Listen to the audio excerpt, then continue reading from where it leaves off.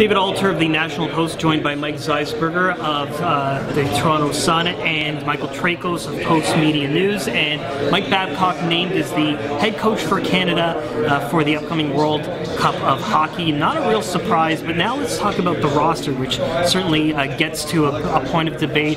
16 players have to be named by March. Mike, who do you have?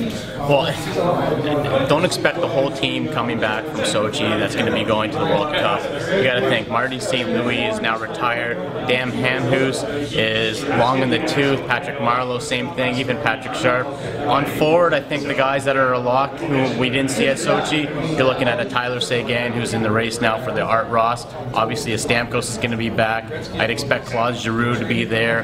And a little bit of a wild card, I think either Ryan O'Reilly or maybe even a Brendan Gallagher can be on that team as that kind of energy line guy, fourth line forward, two-way player. Mike, how about you? I mean, there's certainly with the under-23 factor and a lot of top names not being available there, this is quite the unique tournament. Well, Mike brought up a great point too, in the fact that he brings up a guy like Brendan Gallagher. Let's remember, guys, that this is going to be played on a North American ice surface, so a guy like Gallagher can get his nose a little dirtier when in those dirty areas. But when you look at the blue line, I still think you're going to have the core of Drew Doughty, of Shea Weber, of Duncan Keith. Mike Babcock saying today that Joel Quenneville, Keith's coach in Chicago, will be in charge of the defense.